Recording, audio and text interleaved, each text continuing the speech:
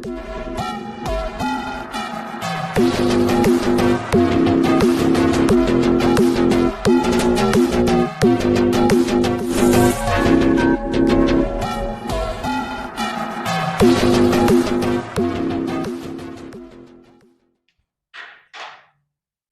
मेरे सभी प्यारे भारतवासियों, मेरा नाम है सुनील सिंह सोमवंशी उर्फ ट्रिपल एस और आप सभी का हार्दिक स्वागत करते हैं अपने स्टडी चैनल सोनील कोचिंग क्लासेस में।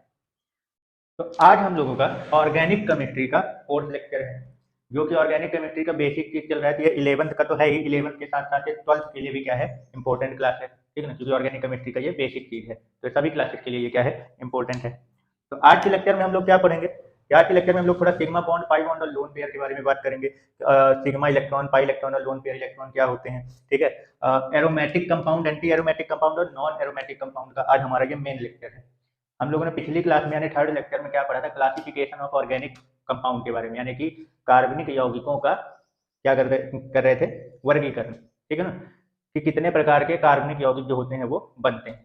तो हम लोगों ने कल ओपन चैन और क्लोज चैन के पूरा लिस्ट तैयार करके पढ़ रहे थे, तो ओपन वाला हो गया था पूरा, क्लोज चैन यानी कि जो साइक्लिक कंपाउंड होते हैं यानी बंद श्रृंखला वाले जो होते हैं उसका पूरा हो गया था। तो उसी में से मैंने बताया था कि एक बंद श्रृंखला वाले में एरोमेटिक और एंटी एरोमेटिक कंपाउंड भी आते हैं। तो आज उसी का पूरा डिटेल लेक्चर जो है वो चलेगा। इसमें पहचानेंगे हम लोग कि एरोमेटिक कंपाउंड किसे कहते हैं, कैसे पहचानते हैं कि कौन एरोमेटिक कंपाउंड है, कौन एंटी एरोमेटिक कंपाउंड होगा और कौन नॉन एरोमेटिक कंपाउंड होगा, ठीक है। तो जिन लोगों ने अभी तक ऑर्गेनिक केमिस्ट्री का फर्स्ट, सेकंड और थर्ड लेक्चर नहीं देखा है, तो वो जाके पहले उस लेक्चर को क्या करें, कंप्लीट देख लें, ताकि उन्हें आगे का जो ये चल रहा है लेक्चर, तो उसका बेस वगैरह क्या है अच्छे से समझ में आए कि हम किस बारे में बात कर रहे हैं, ठीक है। तो चलिए शुरू करते हैं अपना आज का लेक्चर।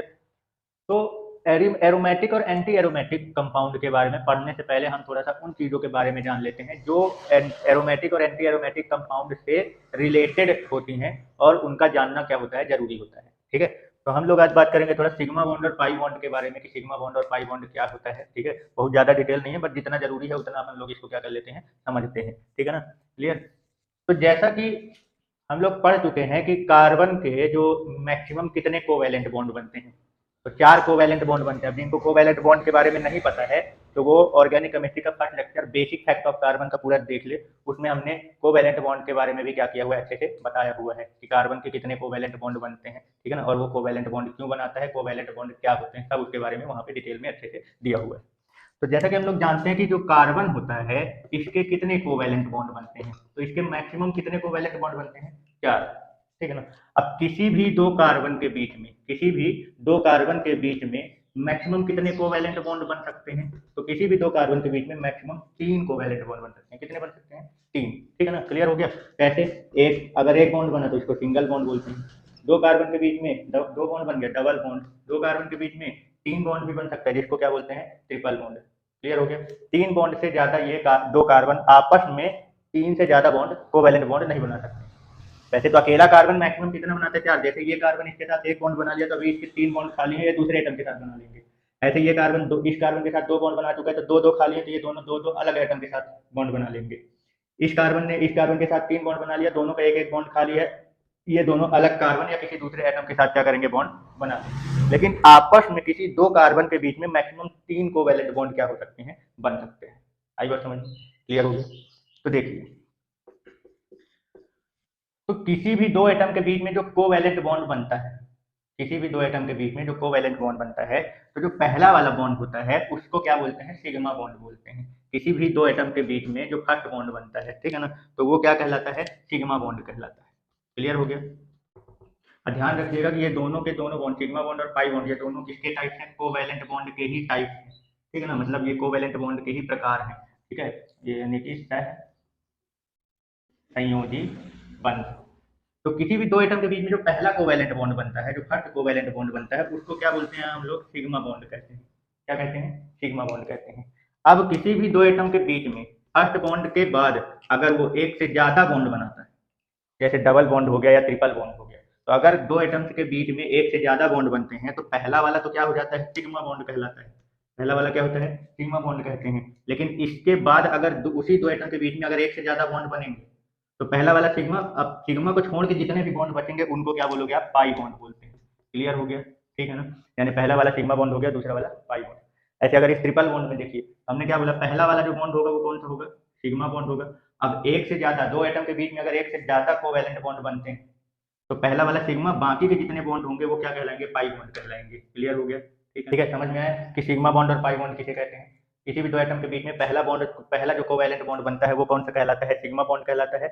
और एक अगर किसी एटम के बीच में एक से ज्यादा बॉन्ड बनते हैं तो पहले वाले बॉन्ड, पहला जो बॉन्ड होगा वो सिग्मा, और एक के बाद जितने भी बॉन्ड उसके बीच में होंगे वो सभी बॉन्ड कौन से बॉन्ड कहलाएंगे, पाई बॉन्ड कहलाएंगे। क्लियर हो गया? ठीक है, ठीक, चलिए आगे समझते हैं। अब ये लोग हम पिछले फर्स्ट लेक्चर में अपन लोग समझ ही चुके हैं कि कोवैलेंट बॉन्ड जो होता है वो बनता कैसे है। ठीक है ना, जिनको नहीं पता है वो जाके फर्स्ट लेक्चर अच्छे से क्या करें, क्लियर देखें कि कोवैलेंट बॉन्ड कैसे बनता है। तो ये कैसे बनता है, इलेक्ट्रॉन की शेयरिंग द्वारा बनता है, इलेक्ट्रॉनों की साझेदारी। दो एटम्स आपस में इलेक्ट्रॉन की साझेदारी करके यानी शेयरिंग करके क्या बनाते हैं, कोवैलेंट बॉन्ड बनाते हैं। और कोवैलेंट बॉन्ड को क्या करते हैं, डैश लाइन द्वारा क्या करते हैं, रिप्रेजेंट करते हैं। ठीक है ना, तो किसी भी मतलब कि एक कोवैलेंट बॉन्ड को बनाने के लिए कितने इलेक्ट्रॉन की जरूरत होती है भाई, दो एटम आपस में एक एक इलेक्ट्रॉन की शेयरिंग जब करते हैं तो एक बॉन्ड, तो एक कोवैलेंट बॉन्ड बनता है। जैसे दो एटम है, ये मान लीजिए एक्स और वाई है, इन दोनों के पास एक एक इलेक्ट्रॉन है, ये आपस में इलेक्ट्रॉन की क्या करेंगे, शेयरिंग करके, और बीच में एक बॉन्ड क्या कर लेंगे, एक कोवैलेंट बॉन्ड बना लेंगे। ठीक है ना, तो एक कोवैलेंट बॉन्ड को बनाने के लिए दोनों एटम आपस में एक एक इलेक्ट्रॉन की साझेदारी करते हैं।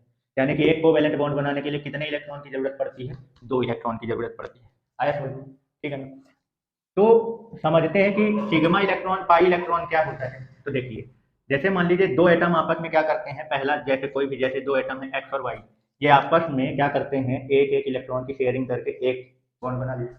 तो पहला वाला जो बॉन्ड बनता है उसको क्या बोलते हैं, सिग्मा बॉन्ड बोलते हैं। क्या बोलते हैं, सिग्मा बॉन्ड। किसी भी दो एटम के बीच में फर्स्ट बॉन्ड जो कोवैलेंट बॉन्ड बनेगा वो हमेशा सिग्मा बॉन्ड ही कहलाता है, पहला बॉन्ड हमेशा सिग्मा बॉन्ड ही बनता है। ठीक है ना, तो ये सिग्मा बॉन्ड हो गया। क्लियर? अब सिग्मा बॉन्ड के जो इलेक्ट्रॉन होते हैं इनको क्या बोलते हैं, सिग्मा इलेक्ट्रॉन बोलते हैं। सिग्मा बॉन्ड के इलेक्ट्रॉन को क्या बोलेंगे, सिग्मा इलेक्ट्रॉन बोलेंगे।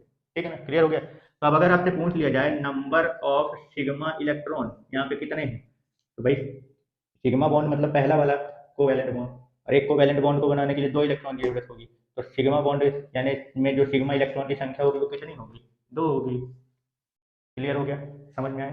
चलिए, अब अगर मान लीजिए यही दो एटम जो है एक्स और वाई, पहला बॉन्ड तो मान लीजिए बना लिए, पहला बॉन्ड कौन सा बना, सिग्मा। अब इसके बाद मान लीजिए इनके बीच में कौन सा बॉन्ड बना है, डबल बॉन्ड। तो अब दूसरा बॉन्ड भी जो कोवैलेंट बॉन्ड है उसको भी बनाने के लिए दोनों तरफ से इलेक्ट्रॉन लगे होंगे एक एक। समझ में आया? तो अभी जैसे कि हम लोग पढ़ चुके हैं कि फर्स्ट बॉन्ड जो होता है वो कौन सा होता है, सिग्मा बॉन्ड होता है।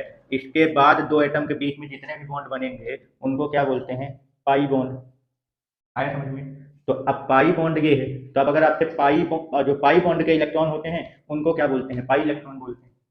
पाई बॉन्ड के इलेक्ट्रॉन को क्या बोलेंगे, पाई इलेक्ट्रॉन बोलेंगे। ठीक है ना, अब पाई इलेक्ट्रॉन की अगर आपसे संख्या पूछ ली जाए, नंबर ऑफ पाई इलेक्ट्रॉन, तो जितने पाई बॉन्ड होंगे, ठीक है ना, तो एक बॉन्ड में दो इलेक्ट्रॉन लगेगा, तो यहाँ पे एक पाई बॉन्ड है, इसका मतलब कितने इलेक्ट्रॉन होंगे, यहाँ पे पाई इलेक्ट्रॉन कैसे होंगे, दो ठो पाई इलेक्ट्रॉन होंगे। यहाँ दो सिग्मा इलेक्ट्रॉन है और यहाँ पे दो ठो पाई इलेक्ट्रॉन है, एक पाई बॉन्ड में दो इलेक्ट्रॉन। ठीक है, क्लियर हो गया। अब अगर मान लीजिए इसी के बीच में एक्स और वाई के बीच में मान लीजिए कितने बॉन्ड बनते हैं, ट्रिपल बॉन्ड बना देता है। कितना बॉन्ड बनाता है, ट्रिपल बॉन्ड। तो फर्स्ट वाला तो क्या रहेगा, सिग्मा बॉन्ड ही कहलाएगा, लेकिन जो बाकी के दो ठो हैं ये क्या है, पाई बॉन्ड कहलाएंगे। समझ में? दो एटम्स के बीच में अगर एक से ज्यादा बॉन्ड बनते हैं तो पहला वाला सिग्मा कहलाएगा, और एक को छोड़कर बाकी जितने भी बॉन्ड होंगे उनको क्या बोलेंगे अपन, पाई बॉन्ड बोलेंगे। तो यहाँ पे ट्रिपल बॉन्ड, अगर इन दोनों के बीच में ट्रिपल बॉन्ड बना तो इसका मतलब इसमें एक बॉन्ड सिग्मा और बाकी के जो बचे कितने बचे, दो, तो ये दोनों क्या हो जाएंगे, पाई बॉन्ड होंगे। अब यहाँ पे अगर आपसे पूछ लिया जाए कि नंबर ऑफ पाई इलेक्ट्रॉन बताओ, तो ये बताइए यहाँ पे कितने पाई बॉन्ड बन रहे हैं, दो। एक बॉन्ड बनाने के लिए कितने इलेक्ट्रॉन लगते हैं, तो है तो कोवैलेंट ना, पाई बॉन्ड भी कैसा बॉन्ड है, कोवैलेंट बॉन्ड। और एक कोवैलेंट बॉन्ड बनाने के लिए दो इलेक्ट्रॉन की जरूरत होती है। यहाँ तो दो पाई बॉन्ड बने हैं, तो दो पाई बॉन्ड, तो एक का दो, दूसरे का दो, तो दो और दो चार, यानी यहाँ पे टोटल चार पाई इलेक्ट्रॉन है, फोर पाई इलेक्ट्रॉन। आया समझ में कि pi sigma bond pi bond किसे कहते हैं, और सिग्मा इलेक्ट्रॉन पाई इलेक्ट्रॉन की संख्या अगर पता करना हो तो कैसे करेंगे। क्लियर हो गया? यानी कि चलिए देखिए, यानी कि अगर आपको नंबर ऑफ सिग्मा इलेक्ट्रॉन निकालना है किसी भी ऑर्गेनिक कंपाउंड में टोटल कितने सिग्मा इलेक्ट्रॉन है, अगर आपको ये पता करना है तो आप क्या, अब आपको ये तो पता ही है, पता चल गया जो सिग्मा बॉन्ड और पाई बॉन्ड होते हैं ये कैसे बॉन्ड होते हैं, कोवैलेंट बॉन्ड होते हैं, और एक कोवैलेंट बॉन्ड बनाने के लिए दो इलेक्ट्रॉन की जरूरत होती है। तो अगर नंबर ऑफ सिग्मा इलेक्ट्रॉन चाहिए यानी सिग्मा इलेक्ट्रॉन की संख्या पता करना है किसी कार्बनिक कंपाउंड में, तो आप क्या करो, उसमें गिन लो कि टोटल कितने सिग्मा बॉन्ड है, कितने सिग्मा बॉन्ड बन रहे हैं, और एक सिग्मा बॉन्ड बनाने के लिए दो इलेक्ट्रॉन, तो उसमें दो का क्या कर दीजिए, मल्टीप्लाई कर दीजिए, number of sigma bond. Clear हो गया? ठीक है, ऐसे ही अगर हमें किसी ऑर्गेनिक कंपाउंड में पाई इलेक्ट्रॉन की संख्या पता करना है कि नंबर ऑफ पाई इलेक्ट्रॉन कितने, टोटल कितने पाई इलेक्ट्रॉन है, तो इसमें भी वही पाई बॉन्ड भी एक प्रकार का कोवैलेंट बॉन्ड होता है। तो उस जिस भी ऑर्गेनिक कंपाउंड में पाई इलेक्ट्रॉन की संख्या काउंट करने के लिए बोल रहा है, तो उसमें आप टोटल क्या कीजिए, टोटल उसमें कितने पाई बॉन्ड है वो काउंट कर लीजिए। अब एक पाई बॉन्ड को बनाने के लिए भी दो इलेक्ट्रॉन की जरूरत होती है, क्योंकि पाई बॉन्ड भी एक प्रकार का कोवैलेंट बॉन्ड होता है। समझ में आए? तो इसमें भी क्या कीजिए, number of pi bond count कर लीजिए कि टोटल कितने पाई बॉन्ड है उस ऑर्गेनिक कंपाउंड में, और उसमें दो का क्या कर दीजिए, मल्टीप्लाई कर दीजिए। तो इस तरीके से आप नंबर ऑफ सिग्मा इलेक्ट्रॉन और नंबर ऑफ पाई इलेक्ट्रॉन किसी भी ऑर्गेनिक कंपाउंड का क्या कर सकते हैं, आप पता कर सकते हैं। आई बात समझ में? क्लियर हो गया? ठीक है ना? किसी भी दो एटम के बीच में बनने वाला जो फर्स्ट बॉन्ड होता है वो कौन सा होता है, सिग्मा बॉन्ड होता है। अब फर्स्ट बॉन्ड के अलावा उस दो एटम के बीच में जितने भी बॉन्ड बनेंगे वो सभी क्या कहलाते हैं, पाई बॉन्ड। क्लियर हो गया ना? चलिए अब हम लोग समझते हैं लोन पेयर के बारे में। ठीक है, तो लोन पेयर क्या होता है, तो इसको समझने से पहले हम लोग थोड़ा सा समझते हैं कि किसी भी एटम का इलेक्ट्रॉन डॉट स्ट्रक्चर जो होता है वो क्या होता है, इसके बारे में थोड़ा सा समझ लेते हैं। तो ये इलेक्ट्रॉन डॉट स्ट्रक्चर क्या होता है किसी भी एटम का, तो देखिए जब हम किसी भी एटम के एक्सटर्नल ऑर्बिट में यानी बाह्यतम कक्षा में जितने इलेक्ट्रॉन होते हैं उस इलेक्ट्रॉन को उस एटम के सिंबल के साथ क्या कर देते हैं, डॉट के रूप में क्या कर देते हैं, रिप्रेजेंट कर देते हैं, तो उसको बोलते हैं इलेक्ट्रॉन डॉट स्ट्रक्चर। आया समझ में? चलिए एक एग्जांपल समझते हैं। जैसे कि मान लीजिए मैंने क्या किया, ऑक्सीजन लिया, ठीक है ना। अब ऑक्सीजन का एटॉमिक नंबर कितना होता है, 8। इसका इलेक्ट्रॉनिक कॉन्फ़िगरेशन कीजिए, इसका इलेक्ट्रॉनिक विन्यास कीजिए, तो इसका इलेक्ट्रॉनिक विन्यास क्या होगा, 1s2 2s2 and 2p4, 1s2 2s2 and 2p4। ठीक है, क्लियर हो गया? तो ये वाला हो गया इसका फर्स्ट ऑर्बिट। ये कौन सा ऑर्बिट है, फर्स्ट ऑर्बिट, पहला वाला कक्षा हो गया। अब ये वाला कौन सा है, ये इसका सेकंड ऑर्बिट हो गया, ठीक है ना, यानी दूसरी कक्षा। अब इसके पास दो ही ऑर्बिट है, ठीक है ना। इस एटम के पास कितने ऑर्बिट हैं, केवल दो ऑर्बिट हैं, ये वाला फर्स्ट और ये वाला सेकंड। फर्स्ट ऑर्बिट में कितने इलेक्ट्रॉन हैं, दो इलेक्ट्रॉन। और सेकंड ऑर्बिट में कितने हैं, काउंट करो, 4 और 2 है, 1 2 3 4 5 6। अब इसके पास दो से ज्यादा तो ऑर्बिट है नहीं, दो से ज्यादा इसके पास कक्षा है नहीं। ये जो सबसे बाहर वाली कक्षा है इसी को एक्सटर्नल ऑर्बिट कहते हैं, यानी कि बाह्यतम कक्षा बोलते हैं इसको। तो बाह्यतम कक्षा में जो इलेक्ट्रॉन होता है उस इलेक्ट्रॉन को जब आप उस एटम के सिंबल के साथ डॉट के रूप में क्या कर देते हैं, रिप्रेजेंट कर देते हैं। जैसे 6 इलेक्ट्रॉन है तो 2 2 4 ये 2 6, ऐसे डॉट के रूप में हमने क्या कर दिया, रिप्रेजेंट कर दिया। तो इसको बोलते हैं इलेक्ट्रॉन डॉट स्ट्रक्चर। आया समझ में? क्लियर हो गया? ठीक है ना? चलिए तो अब देखिए, अब समझिए कि इस एटम को स्टेबल होने के लिए यानी स्थायी होने के लिए, ये एटम अभी क्या है, अनस्टेबल है, अस्थायी है। क्लियर हो गया? ठीक है ना। तो इस एटम को स्टेबल होने के लिए, अभी स्टेबल कैसे होते हैं, कोई भी एटम जो होता है, देखिए समझिए, ये एटम अभी क्या है, अनस्टेबल है। ऑक्सीजन जो है, जो ये क्या है, अनस्टेबल है, अस्थायी है। अभी किसी भी एटम को स्थायी होने के लिए यानी स्टेबल होने के लिए हाइड्रोजन और हीलियम को छोड़कर अपने बाह्यतम कक्षा में वो 8 इलेक्ट्रॉन क्या करना चाहते हैं, कंप्लीट करना चाहते हैं, जिसको ऑक्टेट लॉ भी बोलते हैं, अष्टक नियम भी बोलते हैं। अब ये मैंने फर्स्ट लेक्चर में पूरा डिटेल में बताया हुआ है, ठीक है ना। थोड़ा सा यहाँ पे भी बात कर लेते हैं हम, ठीक है। तो जो एटम होता है स्टेबल होने के लिए हाइड्रोजन और हीलियम को छोड़कर, क्योंकि हाइड्रोजन और हीलियम आपके पास केवल एक ही ऑर्बिट होता है। अब फर्स्ट ऑर्बिट में अगर 2 इलेक्ट्रॉन कंप्लीट हो जाते हैं तो वो स्टेबल हो जाता है। तो हाइड्रोजन और हीलियम को स्टेबल होने के लिए केवल 2 इलेक्ट्रॉन की जरूरत होती है। लेकिन जो बाकी के एटम होते हैं तो ऑक्टेट लॉ के हिसाब से, अष्टक नियम के हिसाब से, एटम जो होते हैं वो अपने एक्सटर्नल ऑर्बिट में 8 इलेक्ट्रॉन क्या करते हैं, कंप्लीट करना करके स्टेबल होते हैं। तो अभी तो इसके एक्सटर्नल ऑर्बिट में बाह्यतम कक्षा में कितने इलेक्ट्रॉन है, केवल 6 इलेक्ट्रॉन है। अभी इसको 8 इलेक्ट्रॉन कंप्लीट करने के लिए अभी कितने इलेक्ट्रॉन की जरूरत है, 2 इलेक्ट्रॉन। इसके पास केवल कितने इलेक्ट्रॉन है, अभी 6 इलेक्ट्रॉन है। अब अगर इसको स्टेबल होना है तो ये कितने इलेक्ट्रॉन अभी और लेगा, 2 इलेक्ट्रॉन, तब जाके इसका 8 इलेक्ट्रॉन कंप्लीट होकर ये स्टेबल होगा। तो अगर ये स्टेबल होता है, इलेक्ट्रॉन की अपने इलेक्ट्रॉन की पूर्ति जो है वो कौन से बॉन्ड के द्वारा करता है, कोवैलेंट बॉन्ड द्वारा। किस बॉन्ड द्वारा, कोवैलेंट बॉन्ड द्वारा। तो अगर आप जानते ही होंगे कि जो कोवैलेंट बॉन्ड बनता है वो कैसे बनता है, इलेक्ट्रॉन की शेयरिंग द्वारा। मतलब दो एटम्स आपस में इलेक्ट्रॉन की शेयरिंग करके क्या बनाते हैं, कोवैलेंट बॉन्ड। तो इसका मतलब इसको अभी 2 इलेक्ट्रॉन चाहिए, तो ये अपना 2 इलेक्ट्रॉन का शेयरिंग दूसरे एटम के इलेक्ट्रॉन के साथ करके 2 इलेक्ट्रॉन जो इसके पास कम पड़ रहे हैं वो उसको क्या कर लेगा, कंप्लीट कर लेगा। तो जैसे मान लीजिए कि एक एटम इधर एक्स है और दूसरा एटम इधर वाई है, ये दोनों सेम एटम भी हो सकते हैं, अलग अलग। अब इन दोनों के साथ ये एक, इन दोनों के पास मान लीजिए एक एक इलेक्ट्रॉन है, तो इन दोनों के साथ ये एक एक इलेक्ट्रॉन की शेयरिंग करके क्या कर लेगा, दो कोवैलेंट बॉन्ड क्या कर लिया, बना लिया। ये क्या है, ये दोनों सिग्मा बॉन्ड है, ये भी सिग्मा बॉन्ड है, ठीक है ना। सिग्मा बॉन्ड द्वारा इसने क्या किया अपना, अब देखो 2 2 4 2 6 और 2 8, इसके पास 8 इलेक्ट्रॉन कंप्लीट हो गए ना, ठीक है ना। कोवैलेंट बॉन्ड द्वारा जितने इलेक्ट्रॉन की शेयरिंग कर रहा है वो सारे इलेक्ट्रॉन को काउंट आप इस ऑक्सीजन के इसमें करोगे, ठीक है, क्लियर। तो जितने इलेक्ट्रॉन कम पड़ रहे थे 8 कंप्लीट करने के लिए, ये उतने इलेक्ट्रॉनों का क्या कर दिया, दूसरे एटम के साथ शेयरिंग करके कोवैलेंट बॉन्ड बना लिया। कितने कम पड़ रहे थे, ठीक है ना, उतने इलेक्ट्रॉन का। अब इसके बाद जो इलेक्ट्रॉन इसके पास बचे हैं, ये जैसे ये 4 इलेक्ट्रॉन बचे हैं पेयर के रूप में, ठीक है ना। तो जो इलेक्ट्रॉन अब बचे हैं, कहने का मतलब ये है कि किसी भी एटम के एक्सटर्नल ऑर्बिट में प्रेजेंट वह इलेक्ट्रॉन जो कोवैलेंट बॉन्ड में पार्टिसिपेट नहीं करता। ये दोनों के ये वाले जो इलेक्ट्रॉन है ये कोवैलेंट बॉन्ड नहीं बना रहे, ये कोवैलेंट बॉन्ड में पार्टिसिपेट नहीं कर रहा। क्यों? क्योंकि इसको केवल 2 इलेक्ट्रॉन की जरूरत थी, तो इसने इन दोनों इलेक्ट्रॉनों का यूज करके दूसरे एटम के साथ कोवैलेंट बॉन्ड बना लिया, और अपने जो 2 इलेक्ट्रॉन कम पड़ रहे थे वो इन दोनों से इसने 2 इलेक्ट्रॉन लेके कंप्लीट कर लिया। अब ये जो इलेक्ट्रॉन बचे हैं 2 और 2 4 इलेक्ट्रॉन, तो ये कोवैलेंट बॉन्ड में पार्टिसिपेट नहीं किए हैं। क्लियर हो गया, ठीक है ना। तो इन्हीं इलेक्ट्रॉनों से यही वाले जो इलेक्ट्रॉन जो कोवैलेंट बॉन्ड बनाने में पार्टिसिपेट नहीं कर रहे हैं, इन्हीं को लोन पेयर कहते हैं। समझ में आया, ठीक है ना। पेयर का मतलब ये हो गया कि जोड़े भी रहेंगे, तो जैसे एक जोड़ा ये हो गया 2 इलेक्ट्रॉनों का, एक जोड़ा ये हो गया, ठीक है ना। तो ये यहाँ पे कितने लोन पेयर हैं हमारे पास, 2 लोन पेयर। कितने हैं, 2 लोन पेयर, यानी इलेक्ट्रॉन के कितने जोड़े अपने पास यहाँ पे हैं, 2। और ये वाले इलेक्ट्रॉन जो है वो कोवैलेंट बॉन्ड बनाने में पार्टिसिपेट नहीं कर रहे। आई बात समझ में कि लोन पेयर किसे कहते हैं, ठीक है ना। और लोन पेयर के इलेक्ट्रॉन कितने हैं यहाँ पे, 2 ये और 2 ये, टोटल 4 इलेक्ट्रॉन। क्लियर हो गया। चलिए कुछ और एग्जांपल लेके हम लोग समझते हैं कि किस एटम के पास कितने लोन पेयर प्रेजेंट हैं। अब जैसे मान लीजिए हम कार्बन का ले लेते हैं, किसका ले लेते हैं एग्जांपल, कार्बन का। कार्बन का एटॉमिक नंबर कितना होता है, 6। तो सबसे पहले इसका इलेक्ट्रॉन डॉट स्ट्रक्चर बनाना होगा। तो इलेक्ट्रॉन डॉट स्ट्रक्चर बनाने के लिए सबसे पहले इलेक्ट्रॉनिक कॉन्फ़िगरेशन कर लीजिए। तो 1s2 2s2, कितने इलेक्ट्रॉन इसके पास है, 2s2 एंड 2p2, 2 2 4 और 2 6 इलेक्ट्रॉन हो गए, ठीक है ना। इसका एक्सटर्नल ऑर्बिट कौन सा है, सेकंड। ये क्या है, एक्सटर्नल ऑर्बिट। और इसके एक्सटर्नल ऑर्बिट में कितने इलेक्ट्रॉन है, 4 इलेक्ट्रॉन। तो इसका इलेक्ट्रॉन डॉट स्ट्रक्चर कैसा बनेगा, ये हमने कार्बन लिया, इसके 4 इलेक्ट्रॉन को इसके सिंबल के साथ डॉट के रूप में रिप्रेजेंट कर दिया। क्लियर हो गया। अब इसको स्टेबल होने के लिए कितने इलेक्ट्रॉन चाहिए, देखो किसी भी एटम को स्टेबल होने के लिए 8 इलेक्ट्रॉन की जरूरत होती है। इसके पास कितने हैं एक्सटर्नल ऑर्बिट में, 4। अभी इसको 4 कम पड़ रहे हैं ना, तो ये क्या करेगा, 4 इलेक्ट्रॉन क्या करेगा, लेके 8 इलेक्ट्रॉन कंप्लीट करेगा। अब ये चारों इलेक्ट्रॉन जो लेगा वो कैसे, कोवैलेंट बॉन्ड द्वारा क्या करता है, मान लीजिए ले रहा है।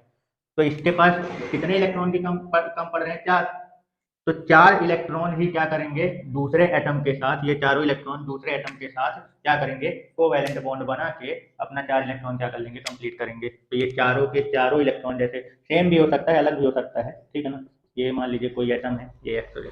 अब ये इनके पास मान लीजिए ये इनके एक इलेक्ट्रॉन के साथ शेयरिंग करके कितने कोवैलेंट बॉन्ड बना लेता है, 4, ठीक है ना। तब ये वाले इलेक्ट्रॉन कोवैलेंट बॉन्ड में जो इलेक्ट्रॉन हैं वो इसमें अब काउंट किए जाएंगे। तो 2 2 4 2 6 2 8, 8 कंप्लीट कर लिया, स्टेबल हो गया ये।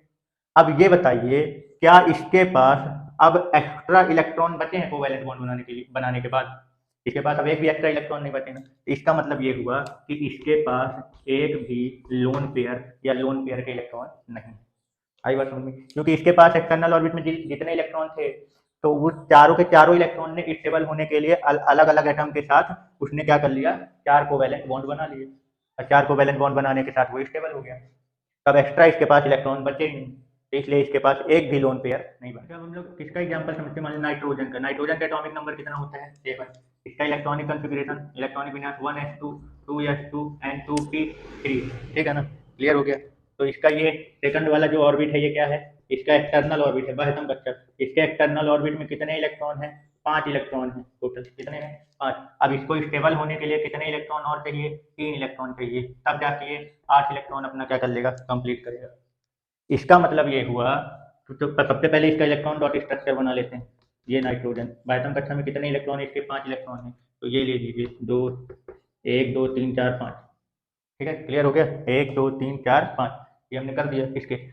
अब ये क्या कर रहा है, इसके पास इसको स्टेबल होने के लिए कितने इलेक्ट्रॉन चाहिए, 3 इलेक्ट्रॉन चाहिए। तो ये अपने 3 इलेक्ट्रॉन को दूसरे एटम के साथ कोवैलेंट बॉन्ड बनाएगा। जितने इलेक्ट्रॉन कम पड़ते हैं उतने ही इलेक्ट्रॉन दूसरे एटम के साथ कोवैलेंट बॉन्ड बनाने में पार्टिसिपेट कर लेते हैं, ठीक है ना। और कोवैलेंट बॉन्ड बना के जितने कम पड़ रहे थे उतना इलेक्ट्रॉन अपना कंप्लीट करके और क्या हो जाता है, स्टेबल हो जाता है, ये और ये, ठीक है ना। तो ये देखिए, दो दो चार दो छः और ये दो आठ, कोवैलेंट बॉन्ड के इलेक्ट्रॉन को भी अब इसमें काउंट करेंगे तो इसने अपना 8 इलेक्ट्रॉन कंप्लीट कर लिया। तो इसके 3 इलेक्ट्रॉन ने तो कोवैलेंट बॉन्ड बनाने में पार्टिसिपेट कर लिया। अब जो इलेक्ट्रॉन बच गया, ये इलेक्ट्रॉन इसका क्या हो रहा है, बच गया 2 इलेक्ट्रॉन, यानी एक इलेक्ट्रॉन का एक जोड़ा इसमें क्या हो गया, बच गया। इसी को क्या बोलेंगे यहाँ पे, लोन पेयर। अब इसके पास इलेक्ट्रॉन के कितने जोड़े हैं, एक ही जोड़े हैं ना, इसका मतलब इसके पास कितने लोन पेयर हैं, एक लोन पेयर। आया समझ में कि लोन पेयर किसको बोलते हैं, मतलब कि इलेक्ट्रॉन का वह जोड़ा किसी भी एटम के एक्सटर्नल ऑर्बिट में, किसी भी एटम के यानी परमाणु के एक्सटर्नल ऑर्बिट यानी बाह्यतम कक्षा में उपस्थित इलेक्ट्रॉनों का वह जोड़ा यानी इलेक्ट्रॉन का वह पेयर जो कोवैलेंट बॉन्ड बनाने में पार्टिसिपेट नहीं करते हैं, जो कोवैलेंट बॉन्ड बनाने में यानी सहसंयोजी बंध बनाने में पार्टिसिपेट नहीं करते हैं, उन्हीं इलेक्ट्रॉन्स के पेयर को क्या कहते हैं, लोन पेयर कहते हैं। आई बात समझ में। और लोन पेयर के इलेक्ट्रॉन की संख्या अगर काउंट करना हो तो एक लोन पेयर में 2 इलेक्ट्रॉन, एक लोन पेयर में कितने इलेक्ट्रॉन, 2। अब जितने लोन पेयर होंगे उसमें 2 का मल्टीप्लाई करके टोटल लोन पेयर के इलेक्ट्रॉन काउंट कर सकते हैं, ठीक है। चलिए अब समझते हैं एरोमेटिक कंपाउंड के बारे में कि एरोमेटिक कंपाउंड किसे कहते हैं। तो एरोमेटिक कंपाउंड के बारे में जानने से पहले थोड़ा सा इसका बेसिक इन्फॉर्मेशन ले लेते हैं कि ये जो एरोमेटिक वर्ड है ये कहाँ से लिया गया है। तो एक्चुअली में ग्रीक वर्ड होता है, ग्रीक लैंग्वेज में एक शब्द है एरोमा, ठीक है ना, क्या है, एरोमा। इस एरोमा से ही एरोमेटिक वर्ड बनाया गया है, ठीक है ना। अब इस एरोमा से इसको एरोमेटिक वर्ड क्यों बनाया गया है, तो एक्चुअली में होता क्या है कि जो और एरोमेटिक कंपाउंड होते हैं, ज़्यादातर एरोमेटिक कंपाउंड होते हैं वो कैसे होते हैं, खुशबूदार होते हैं। क्या होते हैं, ज़्यादातर जो एरोमेटिक कंपाउंड होते हैं वो कैसे होते हैं, खुशबूदार होते हैं, मतलब काफ़ी अच्छा स्मेल करते हैं, महकते हैं, खुशबूदार होते हैं, ठीक है ना, यानी कि स्मेली होते हैं। तो ग्रीक वर्ड में स्मेल को बोलते हैं एरोमा, स्मेल जो होता है उसका मतलब होता है एरोमा। तो जैसे कि एरोमेटिक कंपाउंड होते हैं वो खुशबूदार होते हैं, तो इसीलिए इसके ग्रीक लैंग्वेज एरोमा से इसको क्या बना दिया गया, एरोमेटिक वर्ड ले लिया गया। और उन सभी कंपाउंड को जो कि क्या करते हैं, अच्छा महकते हैं, स्मेल करते हैं, उनको क्या बोलते हैं, एरोमेटिक कंपाउंड। क्लियर हो गया कि एरोमेटिक वर्ड कहाँ से लिया गया है, ठीक है, क्लियर। अब ऐसा नहीं है कि जितने भी एरोमेटिक कंपाउंड होते हैं वो सारे के सारे क्या होते हैं, खुशबूदार होते हैं। बहुत से एरोमेटिक कंपाउंड ऐसे होते हैं जो स्मेल लेस होते हैं, मतलब उसमें ना तो खुशबू होती है, और बहुत से ऐसे होते हैं जिनकी स्मेल जो होती है वो अच्छी नहीं होती, बेकार भी होती है, ठीक है, समझ गए। जो इत्र बनते हैं ना, इत्र यानी जो परफ्यूम होते हैं, तो वो क्या होते हैं, महकते हैं, खुशबूदार होते हैं। जो हमारा जो परफ्यूम होता है यानी जो इत्र होता है वो क्या होता है, खुशबूदार होता है। तो वो एक्चुअली में एरोमेटिक कंपाउंड ही होता है उसमें, ठीक है ना, जिसकी वजह से वो क्या होते हैं, परफ्यूम जो होते हैं वो क्या करते हैं, स्मेल करते हैं, यानी अच्छा महकते हैं, ठीक है, समझिए। तो चलिए अब हम लोग समझते हैं कि एरोमेटिक कंपाउंड की पहचान जो है वो कैसे करेंगे, कि कौन सा ऑर्गेनिक कंपाउंड जो है वो और एरोमेटिक कंपाउंड कहलाता है। तो जैसा कि हम लोगों ने क्लासिफिकेशन ऑफ ऑर्गेनिक कंपाउंड में यानी कि कार्बनिक यौगिकों के वर्गीकरण में हम लोग पढ़ ही चुके हैं कि जो एरोमेटिक, एंटी एरोमेटिक और एलिसाइक्लिक कंपाउंड होते हैं, कौन कौन से, एरोमेटिक, एंटी एरोमेटिक और एलिसाइक्लिक कंपाउंड, ये किस प्रकार के कार्बनिक कंपाउंड के लिस्ट में आते हैं। ये सब किस में आते हैं, साइक्लिक वाले में, क्लोज्ड चैन वाले में, यानी बंद श्रृंखला यानी चक्रीय यौगिक जो होते हैं उसके लिस्ट में एरोमेटिक, एंटी एरोमेटिक और एलिसाइक्लिक कंपाउंड आते हैं, ठीक है ना। तो पहचानेंगे कैसे कि कौन सा वाला साइक्लिक कंपाउंड एरोमेटिक होगा, कौन सा नॉन एरोमेटिक होगा और कौन सा एंटी एरोमेटिक होगा, ठीक है ना। तो इसको पहचानने के लिए कुछ रूल्स होते हैं, ठीक है ना, उस रूल्स को क्या बोलते हैं, हकल्स रूल बोलते हैं। क्या बोलते हैं, हकल्स रूल, ठीक है ना। तो इस रूल से हम क्या कर सकते हैं, पहचान सकते हैं कि कौन सा कंपाउंड एरोमेटिक होगा और कौन सा कंपाउंड एंटी एरोमेटिक होगा, ठीक है ना। और जो एरोमेटिक या एंटी एरोमेटिक नहीं होगा तो वो किस में चला जाएगा, नॉन एरोमेटिक में, ठीक है ना, क्लियर हो गया। तो रूल को समझने के लिए हम क्या करते हैं, पहले एक एग्जाम्पल ले लेते हैं, ठीक है ना। उस एग्जाम्पल के थ्रू आपको समझाते जाएंगे कि हकल्स रूल जो बोल रहा है तो उस एग्जाम्पल्स में ये रूल जो है वो कैसे फॉलो हो रहा है, ठीक है। तो मैं यहाँ पे बेंजीन का एग्जाम्पल ले रहा हूँ।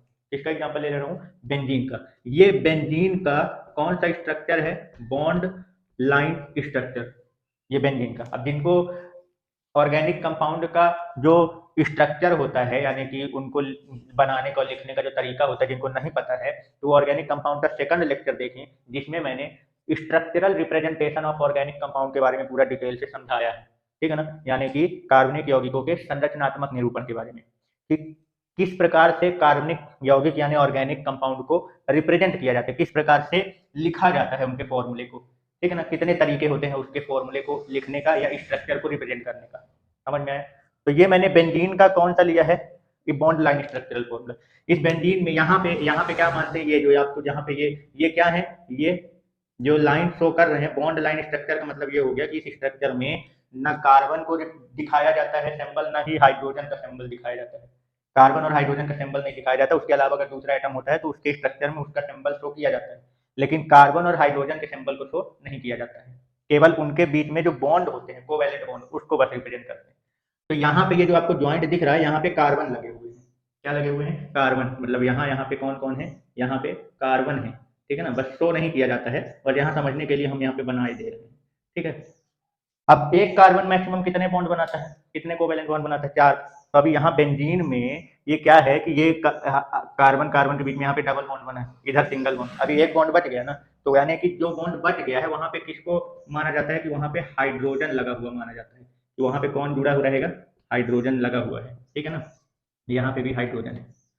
तो बेंजीन का जो फॉर्मूला बन जाएगा वो यानी कि मोलिकुलर फॉर्मूला वो क्या बनेगा, कितने कार्बन है यहाँ पे, 6 कार्बन, हाइड्रोजन कितने हैं, 6, ये बेंजीन का फॉर्मूला है। तो बेंजीन एक एरोमेटिक कंपाउंड होता है, बेंजीन क्या है, एक एरोमेटिक कंपाउंड है, ठीक है ना। तो रूल को हम एग्जाम्पल से समझते चलेंगे कि हकल्स रूल क्या है और उसको किसी भी ऑर्गेनिक कंपाउंड में उस रूल को कैसे देखेंगे, ठीक है ना। तो सबसे पहला हकल्स रूल ये बोलता है कि जो एरोमेटिक कंपाउंड है वो क्या होना चाहिए, साइक्लिक होना चाहिए, क्या होना चाहिए, साइक्लिक, चक्रीय होना चाहिए, इसी को क्लोज भी बोलते हैं कि उस क्लोज्ड चैन होना चाहिए, यानी कि बंद श्रृंखला होनी चाहिए। आई बात समझ में। तो जरा ये देखो बेंजीन में ये कार्बन, बंद श्रृंखला पता है ना किसको बोलते हैं, ठीक है ना, रिप्रेजेंटेशन में क्लियर किया था ना कि बंद श्रृंखला किसको, क्लोज्ड चैन किसको बोलते हैं। तो जब फर्स्ट ऐसा ऑर्गेनिक कंपाउंड जिसका फर्स्ट और लास्ट कार्बन भी आपस में क्या हो, बॉन्ड बना के रखा हो, जैसे यहाँ से आप काउंट करोगे 1 2 3 4 5 6, टोटल 6 है, फर्स्ट और लास्ट वाला भी आपस में क्या करके रखा हुआ है, बॉन्ड बना के रखा हुआ है। तो एरोमेटिक के लिए सबसे पहला कंडीशन क्या है कि वो कंपाउंड क्या होना चाहिए, साइक्लिक होना चाहिए, बंद होना चाहिए। क्लियर हो गया, ठीक है। एरोमेटिक कंपाउंड के लिए दूसरा कंडीशन क्या है कि दूसरा कंडीशन ये है कि ये जो एरोमेटिक कंपाउंड है ये क्या होना चाहिए, प्लेनर होना चाहिए, क्या होना चाहिए, प्लेनर होना चाहिए, यानी कि समतलीय होना चाहिए। आई बात समझ में। कहने का मतलब ये है कि ये जो हमारा स्ट्रक्चर है, जो भी ऑर्गेनिक कंपाउंड का स्ट्रक्चर, ये प्लेनर होना चाहिए, प्लेनर मतलब 2 डायमेंशनल, 2D होना चाहिए। जैसे कि मतलब ये बोर्ड है ना, ये कैसा है, ये 2 डायमेंशनल है, लेंथ और ब्रीथ। तो ये जो स्ट्रक्चर आपको बेंजीन दिख रहा है ना, ये कैसा होता है, ये प्लेनर होता है, ये 2 डायमेंशनल ही होता है, ये बोर्ड में जैसा बना है इसी शेप में आपको यहाँ पे क्या होगा, ये दिखाई देगा, ठीक है ना, क्लियर हो गया। तो दूसरा कंडीशन क्या है एरोमेटिक कंपाउंड का कि एरोमेटिक यानी कि जो कार्बनिक कंपाउंड है वो कैसा होना चाहिए, प्लेनर होना चाहिए, समतलीय होना चाहिए, ठीक है। इसका तीसरा कंडीशन ये है कि इसमें टोटल कितने पाई इलेक्ट्रॉन होने चाहिए। तो इसका तीसरा कंडीशन ये है कि इसमें 4n+2 पाई इलेक्ट्रॉन होने चाहिए। ये समझ में आया, एरोमेटिक कंपाउंड का ये तीसरा कंडीशन क्या है, 4n+2 पाई इलेक्ट्रॉन होना चाहिए। अब पाई इलेक्ट्रॉन की संख्या समझ में आ गया ना, अभी एक्सप्लेन किया था ना, ठीक है। यहाँ पे जो n है इसकी संख्या आप 0 1 2 3 0 से स्टार्ट करके 1 2 3 कोई भी नेचुरल नंबर ले सकते हैं, मतलब n जो है वो कैसा नंबर है, यहाँ पे होल नंबर है, कैसा है, होल नंबर है, यानी कि पूर्ण संख्या यहाँ पे आप क्या कर सकते हैं, ले सकते हैं। तब जैसे मान लीजिए n इक्वल टू हम 0 लेते हैं, यहाँ n की जगह 0 रखेंगे तो 4 × 0 कितना हो जाएगा, 0 बचा कितना, 2, यानी 2 पाई इलेक्ट्रॉन होने चाहिए। 1 रख दूंगा तो 4 1 4 + 2 6 पाई इलेक्ट्रॉन होना चाहिए। 2 रख दूंगा तो 4 दूनी 8 और 2 10 पाई इलेक्ट्रॉन होने चाहिए। मतलब आप यहाँ n की जगह 0 1 2 3 रख के देख सकते हैं कि किसी ऑर्गेनिक कंपाउंड के पास अगर इनमें से कोई जो पाई इलेक्ट्रॉन है वो अगर है उसके पास, तो वो इस कंडीशन में आ जाएगा कि एरोमेटिक के लिए हो सकता है। तो जैसे यहाँ पे काउंट करिए कि देखिए जैसे पाई इलेक्ट्रॉन यहाँ पे कौन कौन है, ये है डबल बॉन्ड वाले जो बताया ना, एक बॉन्ड जब 2 एटम के बीच में एक से ज्यादा बॉन्ड बनते हैं तो पहला वाला बॉन्ड सिग्मा होता है, उसके बाद जितने भी बनते हैं तो पाई बॉन्ड बनते हैं। तो यहाँ पे देखो ये डबल बॉन्ड है, ये वाला पाई है, ये डबल बॉन्ड है, ये पाई बॉन्ड है, ये वाला डबल बॉन्ड है, ये पाई बॉन्ड है। आया समझ में। तो कितने पाई बॉन्ड है यहाँ पे, 3 पाई बॉन्ड है। तो पाई इलेक्ट्रॉन की संख्या अगर आप यहाँ पे काउंट करोगे बेंजीन में तो 3 इंटू सॉरी पाई इलेक्ट्रॉन की संख्या, तो क्या बताया था पाई इलेक्ट्रॉन की संख्या कैसे काउंट करेंगे, टोटल काउंट कर लो कितने पाई बॉन्ड है, उसमें 2 का क्या कर दो मल्टीप्लाई, तो कितने पाई बॉन्ड है, 3 पाई बॉन्ड है, तो इसमें मल्टीप्लाई कर देंगे 3 2 6 पाई इलेक्ट्रॉन। तो ये देखिए ऑर्गेनिक कंपाउंड के कंडीशन वाला जो फॉलो हो रहा है उसमें आ रहा कि नहीं आ रहा, आया समझ में। तो पाई इलेक्ट्रॉन की संख्या जो है वो आप कैसे गिनोगे, यहाँ से ये 4n+2 ये कंडीशन है एरोमेटिक कंपाउंड का। अब अगला कंडीशन क्या है एरोमेटिक कंपाउंड का, तो अगला कंडीशन ये बोलता है कि जो हमारे पास साइक्लिक कंपाउंड है उसमें कंजुगेशन होना चाहिए, उसके रिंग में क्या होना चाहिए, जो रिंग है पूरे रिंग में क्या होना चाहिए, कंजुगेशन होना चाहिए। समझ में आया, ये पूरे रिंग में बात कर रहे हैं, ठीक है ना, क्या होना चाहिए कंजुगेशन। अब ये कंजुगेशन क्या होता है, तो कंजुगेशन का मतलब ये होता है कि जैसे पाई इलेक्ट्रॉन हो गए, सिग्मा बॉन्ड हो गया, पाई बॉन्ड हो गया, सिग्मा बॉन्ड हो गया, लोन पेयर हो गया, प्लस हो गया या माइनस हो गया, ये सभी क्या होने चाहिए, अल्टरनेट में आना चाहिए। कैसे आना चाहिए, अल्टरनेट, मतलब कि एकांतर क्रम में होने चाहिए। कैसे होने चाहिए, एकांतर क्रम में हो, क्रम में आने चाहिए। मतलब कि इनमें से कोई भी चीज रिंग में लगातार नहीं आना चाहिए, एक एक के बाद ही अल्टरनेट में आना चाहिए। जैसे कि समझिए ये यहाँ पे अपन समझ रहे हैं, इसमें हमारे पास जैसे ये रिंग है तो इसमें क्या है, जैसे ये देखिए ये पाई बॉन्ड है, ठीक है ना, फिर ये सिग्मा बॉन्ड, फिर पाई, फिर सिग्मा, फिर पाई, फिर सिग्मा, ये अल्टरनेट में चल रहा है कि नहीं चल रहा है रिंग के अंदर। पाई के बाद सिग्मा, सिग्मा के बाद पाई, फिर पाई के बाद सिग्मा, फिर सिग्मा के बाद पाई, फिर पाई के बाद सिग्मा। यानी कि यहाँ पे जो क्रम है कंजू, इसी को कंजुगेशन बोलते हैं। तो अभी यहाँ पे पाई और सिग्मा आपस में कंजुगेट हो रहे हैं, तो pi sigma pi sigma pi sigma ऐसे एक क्रम में जा रहे हैं। तो इसका मतलब ये है कि जो बेंजीन है तो बेंजीन के रिंग में कंजुगेशन है। आया समझ में, क्लियर हो गया, ठीक है। तो जरूरी नहीं है कि कंजुगेशन केवल सिग्मा बॉन्ड और पाई बॉन्ड के बीच में हो, ठीक है ना। मतलब कि ऐसा भी हो सकता है, जैसे मान लीजिए कि सिग्मा आया, पाई आ गया, फिर लोन पेयर आ गया, फिर सिग्मा आया, फिर पाई आ गया, फिर लोन पेयर आ गया। मतलब कि कुछ भी आ सकता है लेकिन लगातार नहीं आएंगे, एक एक दूसरे को चेंज करते हुए आएंगे, ठीक है ना। और आ कुछ भी सकता है बट कंटिन्यू नहीं आना चाहिए। अब पूरे रिंग में ये होना चाहिए, ये कंजुगेशन, मतलब कि ये क्रम पूरे रिंग में चलना चाहिए, ठीक है ना। तो इसको बोलते हैं कंजुगेशन। तो एरोमेटिक कंपाउंड के लिए ये कंडीशन भी क्या है, इंपॉर्टेंट है। आई बात समझ में। तो जब ये सारे जो साइक्लिक कंपाउंड इन सभी कंडीशन को क्या करता हो, फॉलो करता हो, तो वो किसके लिस्ट में आएगा, एरोमेटिक कंपाउंड की लिस्ट में आएगा। आई समझ, बात समझ में। तो ये बेंजीन का एग्जाम्पल था, और जितने कंडीशन थे वो सारे कंडीशन ये बेंजीन जो है वो क्या कर रहा है, फॉलो कर रहा है। पहला कंडीशन साइक्लिक होना चाहिए, तो ये देखिए ये रिंग बना रहा कि नहीं बना रहा। दूसरा कंडीशन प्लेनर होना चाहिए, तो ये 2D स्ट्रक्चर है, बेंजीन जो होता है वो प्लेनर ही होता है, 2D स्ट्रक्चर होता है, ठीक है ना। तो उसको भी फॉलो कर रहा है। तीसरा कंडीशन क्या बोला था कि क्या होना चाहिए, इसके पास पाई इलेक्ट्रॉन की संख्या जो है वो कितना होना चाहिए, 4n+2 पाई इलेक्ट्रॉन होना चाहिए। यहाँ n की जगह 0 1 2 3 आप कुछ भी रख सकते हो। तो अगर हम n की जगह क्या रखते हैं, 1 रखते हैं, तो 4 1 4 और 2 कितना हो गया, 6 पाई इलेक्ट्रॉन। इसके पास 6 पाई इलेक्ट्रॉन है कि नहीं है ना। तो इसका मतलब इसका तीसरा कंडीशन भी फॉलो कर रहा है। और चौथा कंडीशन ये है कि पूरे रिंग में क्या होना चाहिए, कंजुगेशन होना चाहिए। कंजुगेशन का मतलब क्या हो गया, ये pi sigma lone pair plus minus का जो चार्ज है, मतलब एटम के ऊपर ये प्लस माइनस कुछ भी आ सकता है कहीं पे, पर ये क्या होना चाहिए, अल्टरनेट होने चाहिए। मतलब एक के बाद दूसरा आना चाहिए, लगातार कोई भी जैसे दो डबल बॉन्ड बॉन्ड जो है वो रिपीट हो जाए तो वो नहीं आएगा एरोमेटिक में, या दो सिग्मा बॉन्ड लगातार रिपीट हो जाए तो वो नहीं आएगा। कोई भी इनमें से दो चीज जो है वो लगातार रिपीट नहीं होनी चाहिए, एक के बाद एक क्रम में आने चाहिए। अब वो दो दो करके भी आ सकता है, तीन तीन करके भी आ सकता है, कुछ भी हो सकता है, बट अलग अलग होने चाहिए, ठीक है, क्लियर हो गया। तो ये सारे कंडीशन को बेंजीन जो है वो क्या कर रहा है, फॉलो कर रहा है। इसका मतलब ये हो गया कि बेंजीन जो है वो किस प्रकार का कंपाउंड है, एरोमेटिक कंपाउंड है। आई बात समझ में। तो जितने भी एरोमेटिक कंपाउंड होंगे उसको ये चारों कंडीशन क्या करने होंगे, फॉलो करने होंगे, तभी वो एरोमेटिक कंपाउंड, वो साइक्लिक कंपाउंड तभी एरोमेटिक कंपाउंड कहलाएगा। देखिए ठीक है, अब जिन ऑर्गेनिक कंपाउंड में बेंजीन का रिंग प्रेजेंट होता है, ठीक है ना, जैसे अभी बेंजीन का रिंग ये समझ गए ना। अब ये तो समझ गए कि बेंजीन जो होता है वो कैसा कंपाउंड है, एक एरोमेटिक कंपाउंड है। तो जिस भी ऑर्गेनिक कंपाउंड के पास बेंजीन का रिंग प्रेजेंट रहेगा, ठीक है ना, तो उसको बेंजीनॉइड एरोमेटिक कंपाउंड भी बोलते हैं, ठीक है, क्योंकि बेंजीन क्या है, एरोमेटिक कंपाउंड है। क्लियर हो गया। तो जिस भी ऑर्गेनिक कंपाउंड, जैसे मान लीजिए मैंने क्या ले लिया, ये एक ये ले लिया, इसको टॉलुइन बोलते हैं, क्या बोलते हैं, टॉलुइन बोलते हैं, ठीक है। तो ये कैसा एरोमेटिक कंपाउंड है, बेंजीनॉइड एरोमेटिक कंपाउंड। क्यों, क्योंकि इसमें बेंजीन की रिंग क्या है, प्रेजेंट है, ठीक है ना। या दूसरा जैसे एग्जांपल ले लेते हैं, ये है ये, ठीक है ना, इसको क्या बोलते हैं, फिनॉल बोलते हैं, क्या बोलते हैं, फिनॉल, ठीक है ना। तो फिनॉल में भी बेंजीन की रिंग प्रेजेंट है कि नहीं, इसलिए इसको भी बेंजीनॉइड एरोमेटिक कंपाउंड बोलेंगे।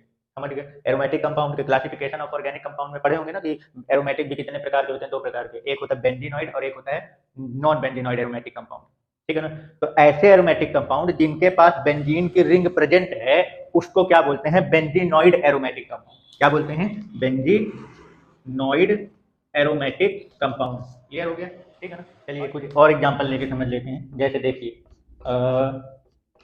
ये हमने ले लिया क्या, बेंजोइक एसिड, क्या ले लिया, बेंजोइक एसिड, ठीक है ना। इसको क्या बोलते हैं, बेंजोइक एसिड बोलते हैं।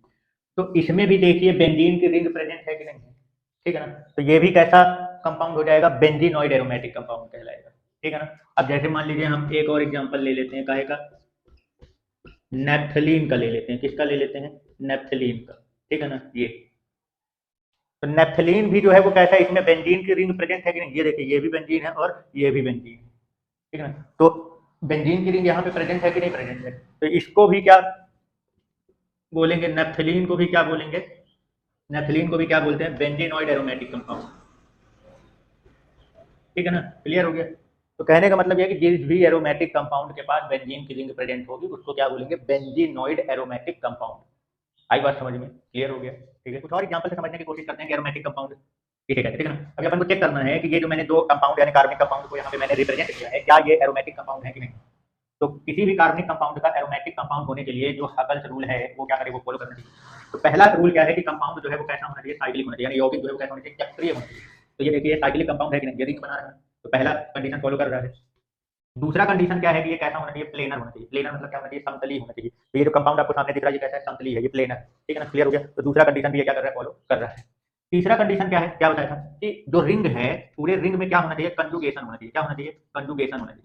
तब देखते हैं कि इस रिंग में कंजुगेशन है कि नहीं है। कंजुगेशन का मतलब ये हो गया कि pi bond, sigma bond, lone pair, plus या माइनस, पूरे रिंग में क्या होना चाहिए, एक अल्टरनेट क्रम में प्रेजेंट होनी चाहिए, ठीक है ना। तो चलिए समझते हैं। देखिए ये क्या है, प्लस है, फिर इसके बाद क्या रहा सिग्मा, फिर क्या रहा पाई, फिर क्या रहा सिग्मा, फिर क्या रहा है लोन पेयर यहाँ पे, फिर क्या रहा इसमें सिग्मा, फिर क्या रहा पाई, फिर क्या रहा सिग्मा, फिर क्या है प्लस। तो देखिए कोई भी चीज जो है वो लगातार नहीं आ रही है, अल्टरनेट में आ रहा है कि नहीं आ रहा, अलग अलग क्रम में, है ना। समझ गए, रिपीट नहीं हो रहा कोई भी चीज, मतलब लगातार रिपीट नहीं हो रहा है, ठीक है ना, अल्टरनेट में आ रहे हैं। इसका मतलब ये हुआ कि ये इसमें कंजुगेशन का भी प्रॉपर्टी फॉलो कर रहा है ये, ठीक है। और चौथा प्रॉपर्टी क्या है कि एरोमेटिक कंपाउंड में 4n प्लस 2 पाई इलेक्ट्रॉन होने चाहिए। कितने इलेक्ट्रॉन होने चाहिए, 4n प्लस 2 पाई इलेक्ट्रॉन। तो काउंट करते हैं कि इसमें 4n प्लस 2 पाई के बराबर इलेक्ट्रॉन है कि नहीं, ठीक है ना। समझ गए, 4n 2 पाई मतलब क्या हो गया, n की जगह 0 रखते हैं तो 2 होना चाहिए, n की जगह 1 रखते हैं तो 6 आना चाहिए, n की जगह 2 रख देंगे तो 8 आना चाहिए, n की जगह 3 रख देंगे तो कितना हो जाएगा, 4 12 2 14 इलेक्ट्रॉन, मतलब इनमें से कोई आना चाहिए। तभी यहाँ पे देखिए इसमें दो पाई बॉन्ड आपको दिख रहे हैं ना, डबल बॉन्ड है ना यहाँ पे, एक डबल बॉन्ड है, एक डबल बॉन्ड है, ये वाला जो है ये कैसा बॉन्ड है, ये पाई बॉन्ड है। कितने पाई बॉन्ड है यहाँ पे, दो पाई बॉन्ड है, तो कितने इलेक्ट्रॉन हो गए, 4 इलेक्ट्रॉन हो गए ना, ठीक है ना, 4 पाई इलेक्ट्रॉन। लेकिन यहाँ पे थोड़ा सा एक बात और ध्यान रखिएगा कि अगर कंजुगेशन, क्या बोला मैंने, कंजुगेशन में लोन पेयर का इलेक्ट्रॉन जो है वो पार्टिसिपेट कर रहा है, अगर लोन पेयर का इलेक्ट्रॉन पार्टिसिपेट कर रहा है तो उसको पाई इलेक्ट्रॉन में काउंट करते हैं। आई बात समझ में, ठीक है ना। तो यहाँ पे देखिए इस रिंग के अंदर इस ऑक्सीजन का ये वाला लोन पेयर कंजुगेशन में पार्टिसिपेट कर रहा है, तो ये भी पाई इलेक्ट्रॉन में इसको भी शामिल किया जाएगा। तो 2 2 4 और 2 6 पाई इलेक्ट्रॉन इसके पास हो गए कि नहीं हो गए, ठीक है ना। इसके पास कितने इलेक्ट्रॉन हो गए, 6 पाई इलेक्ट्रॉन। यानी कि ये चौथा प्रॉपर्टी भी ये क्या कर रहा है, फॉलो कर रहा है। इसका मतलब ये हो गया ये वाला कंपाउंड कैसा कंपाउंड है, एरोमेटिक कंपाउंड है। आई बात समझ में। अच्छा ये बताइए कि ये जो कंपाउंड है क्या ये बेंजीनॉइड कंपाउंड है, क्या ये बेंजीनॉइड एरोमेटिक कंपाउंड, एरोमेटिक तो है पर क्या ये बेंजीनॉइड एरोमेटिक कंपाउंड है, ये बेंजीनॉइड एरोमेटिक कंपाउंड नहीं है क्योंकि इसमें बेंजीन की रिंग प्रेजेंट नहीं है।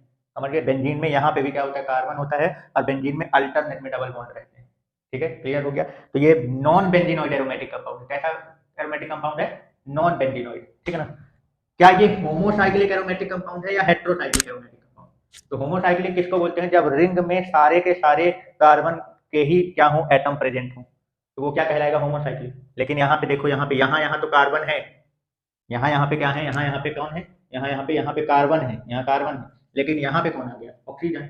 तो कार्बन के अलावा अगर रिंग में दूसरा एटम आ जाता है तो उसको कौन सा बोलते हैं, हेट्रोसाइक्लिक बोलते हैं ना। क्लासिफिकेशन ऑफ ऑर्गेनिक कंपाउंड में होमोसाइक्लिक और हेट्रोसाइक्लिक के बारे में पढ़े ना पूरा अच्छे से, थर्ड लेक्चर में, ठीक है। तो ये कैसा हो गया, हेट्रोसाइक्लिक, समझ गए। तो अगर एक साथ बोले तो क्या बोलेंगे, ये heterocyclic non benzenoid aromatic compound. क्या है, heterocyclic non benzenoid aromatic compound.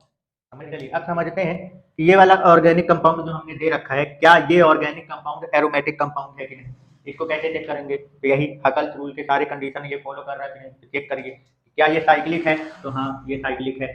क्या ये कंपाउंड प्लेनर है, तो हाँ ये हमने जो बना के रखा है ये कैसा है, ये प्लेनर है, ठीक है ना। क्लियर हो गया, यानी कि ये समतलीय है। पहला चक्रीय, दूसरा समतलीय। तीसरा, क्या इस रिंग में कंजुगेशन है कि नहीं, ठीक है ना। तो इसको भी देख लेते हैं। कंजुगेशन का मतलब ये हो गया कि pi sigma lone pair plus minus ये सब क्या आने चाहिए, अल्टरनेट ऑर्डर में आना चाहिए, एक के बाद एक क्रम में, कोई भी चीज लगातार या रिपीट नहीं होनी चाहिए। तो जैसे यहाँ से चेक करते हैं तो देखिए ये सिग्मा है, फिर ये पाई है, फिर ये सिग्मा है, फिर ये लोन पेयर है, फिर ये सिग्मा, फिर ये पाई, फिर सिग्मा, ठीक है ना। ऐसा sigma pi sigma lone pair फिर सिग्मा पाई सिग्मा, देखिए अल्टरनेट में आ रहे हैं कि नहीं, अलग अलग, ठीक है ना। तो इस तरीके से जब अलग अलग आएंगे तो इसका मतलब ये है कि ये कंजुगेशन भी इसमें हो रहा है।